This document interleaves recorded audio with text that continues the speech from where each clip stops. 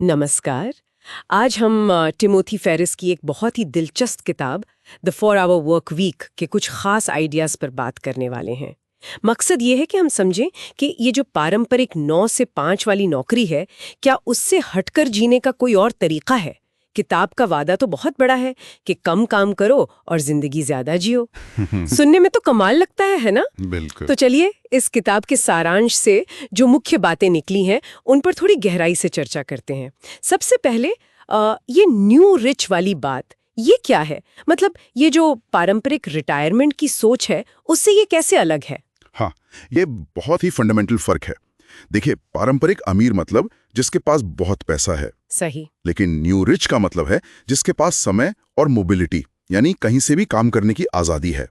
Focus पैसे से ज्यादा लाइफस्टाइल पर है। अच्छा। मतलब ये कि आप भविष्य के लिए सब कुछ टालने की बजाय अभी कैसे बेहतर जी सकते हैं, कैसे अनुभव ले सकते हैं। तो ये सिर्फ अमीर होने के बारे में नहीं है? नहीं, बिल्कुल नहीं।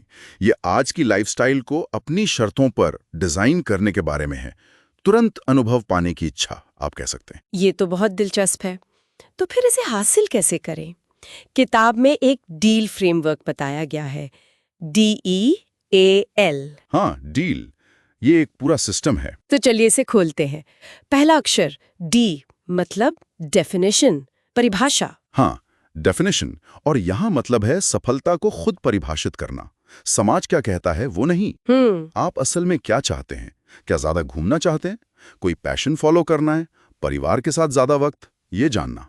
ये सुनने में आसान लगता है, पर शायद सबसे मुश्किल यही हो, खुद से पूछना कि चाहिए क्या। बिल्कुल, इसके लिए काफी सेल्फ अवेयरनेस चाहिए। सही।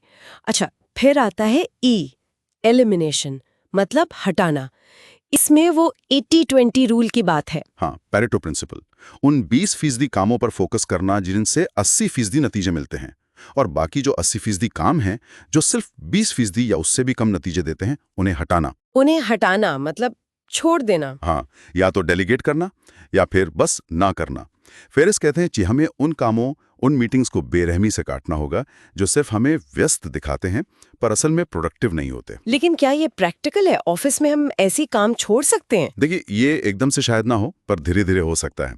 इसका मतलब है ज्यादा ऑर्गेनाइज्ड होना, गैर जरूरी कम्युनिकेशन कम करना, अपनी सीमाएं तय करना, सोचना कि कौन सा काम वाकई में जरूरी है और कौन सा सिर्फ बिजी वर्क है। समझ गए। टाइम बचाना सबसे जरूरी है। एग्जैक्टली। समय ही तो असली दौलत है न्यू रिच के लिए। ठीक है, तो D हो गया, E हो गया, अब A, ऑटोमेशन, स्वचालन। हाँ, ऑटोमेशन यानी टेक्नोलॉजी का इस्तेमाल करना या वर्चुअल असिस्टेंट्स VAs को काम सौंपना। आउटसोर्सिंग जैसा? हाँ, आउटसोर्सिंग भी और सिस्टम बनाना भी। ऐसे सिस्टम्स जो आपके एक्टिव इन्वॉल्वमेंट के बिना भी इनकम जनरेट करें, जैसे कोई ऑनलाइन बिजनेस जिसे ऑटोमेट किया जा सके। अच्छा, ताकि आय आपके हर घंटे काम करने पर निर्भर न रहे। बिल्कुल, इससे समय भी बचता है और मानसिक शांति भी मिलती है। और फिर आखिर में है L, लिबरेशन, मुक्ति। हाँ, लिबरेशन यानी लोकेशन की बाधाओं से मुक्ति, भौगोलिक आजादी। मतलब कहीं से भी काम कर पाना। हाँ, अगर आपका काम ऑनलाइन हो सकता है तो आप दुनिया में कहीं से भी काम कर सकते हैं, अपनी मनचाही जगह पर रह सकते हैं। ये तो वाकई कमाल का आइडिया है। और देखिए ये सारे स्टेप्स कैसे जुड़े हैं। एलिमिनेशन से समय मिला, हाँ, ऑटोमेशन से इनकम स्ट्रीम बनी जो आप पर कम निर्भर है, सही। और इन दोनों से मिली आजादी आपको लिबरेशन देती है कहीं से भी काम करने की। ये एक पूरा पैकेज है। किताब में मिनी रिटायरमेंट का भी जिक्र है।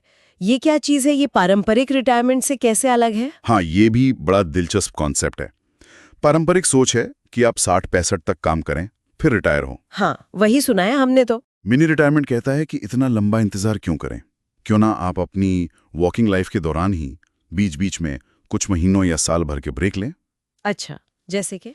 जैसे एक साल दुनिया घूम ली, 6 महीने कोई नई स्किल सीखी, या बस परिवार के साथ क्वालिटी टाइम बिताया। मतलब जिंदगी भर छोटे छोटे रिटायरमेंट एंजॉय करना, ना कि सिर्फ बुढ़ापे में। ये तो अभी जियो वाली फिलॉसफी से जुड़ता है। बिल्कुल, ये उसी न्यू रिच सोच का हिस्सा है। और एक और चीज थी, फियर सेटिंग, डर निर्धारण। ये थोड़ा अलग सा लगा। हाँ, पर ये बहुत पावरफुल है। अक्सर हम कोई बड़ा कदम इसलिए नहीं उठाते क्योंकि हमें डर लगता है। सही बात है। फियर सेटिंग में आप उस डर को सामने रखते हैं। आप लिखते हैं सबसे बुरा क्या हो सकता है, ओके। अगर वो बुरा हुआ तो आप उसे कैसे संभालेंगे या ठीक करेंगे। और तीसरा, और शायद सबसे जरूरी सवाल, अगर आप डर की वजह से ये कदम नहीं उठाते तो उसकी क्या कीमत होगी? उसकी कीमत मतलब भावनात्मक रूप से, आर्थिक रूप से, अनुभवों के लिहाज से आप क्या खो देंगे अगर आपने वो चीज़ नहीं की जिसके बारे में आप सोच रहे हैं? अक्सर एक्शन ना लेने की कीमत एक्शन लेने के रिस्क से कहीं ज़्यादा होती है।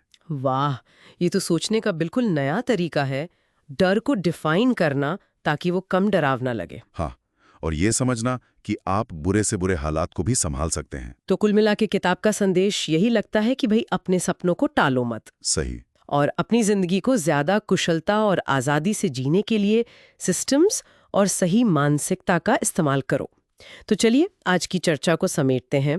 हमने बात की न्यू रिच की अवधारणा पर, डीएल फ्रेमवर्क के चारों कदमों पर, डेफिनेशन, एलिमिनेशन, ऑटोमेशन, लिबरेशन। हाँ, और हमने मिनी रिटायरमेंट और फियर सेटिंग जैसे कॉन्सेप्ट्स को भी समझा। बिल्कुल। अगर इसे बड़े परिप्रेक्ष्य में देखें तो ये किताब हमें चैलेंज करती है।